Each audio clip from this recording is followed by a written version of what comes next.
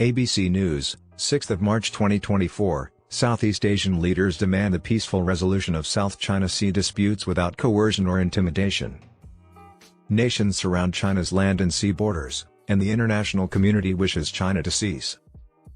Given the collision between Chinese and Philippine vessels the day before, the Prime Minister of Australia expressed concern on Wednesday regarding unsafe and destabilizing behaviour in the South China Sea.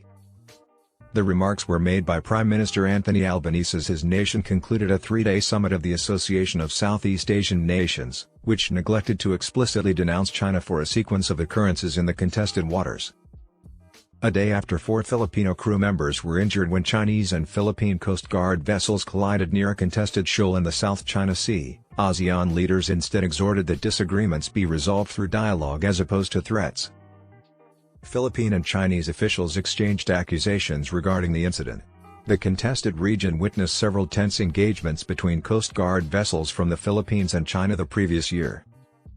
Albanese, who co-chaired the summit with Sonexay Siphandun, the Prime Minister of Laos, expressed concern for Australia regarding Tuesday's conflict. It is hazardous and introduces the possibility of miscalculation, which could escalate the situation, he stated. Australia supported the Philippines' effort to adopt the ASEAN Declaration after the summit, citing a 2016 The Hague, Netherlands arbitration judgment invalidating Beijing's expansive territorial assertions in the South China Sea, which are in opposition to the claims put forth by multiple ASEAN member states. China did not accept the ruling. The Melbourne Declaration, published late Wednesday, did not mention the 2016 decision. The summit was convened in Australia to commemorate the country's initial ASEAN external partnership 50 years ago.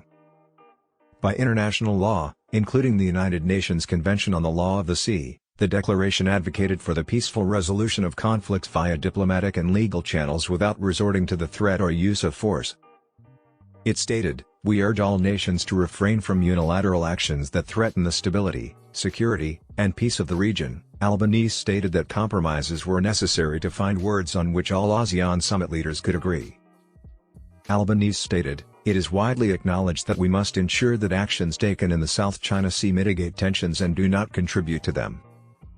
Damien Kingsbury, an expert on Southeast Asia at Deakin University, opined that the declaration's omission of China explicitly was a gesture to Cambodia, Laos, and Myanmar, which are close to Beijing, as well as to Malaysia's more conciliatory stance towards the Chinese.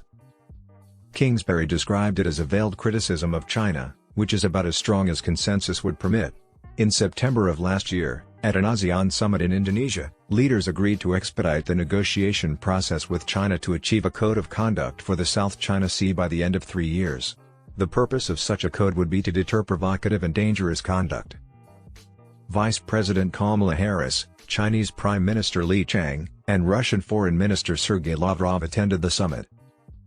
Li Qiang, the longest-serving ASEAN leader since Sultan of Brunei Hassan al-Bolkiah, stated on Tuesday that completing that code would require considerable time due to the presence of challenging issues that have yet to be resolved. The ASEAN state of Myanmar, where a military junta usurped power in 2021, has been beset by ongoing violence and a humanitarian crisis. In a joint statement, the leaders strongly condemn the continued acts of violence.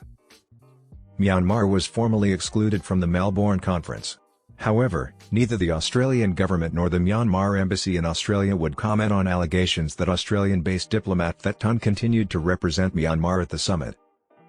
On Monday, approximately 200 demonstrators had gathered outside the summit to voice their opposition to the presence of any Myanmar representative. As an official observer, East Timorese Prime Minister Zanianog Smo also participated in the summit after the ASEAN's preliminary agreement to admit the newest nation in Asia,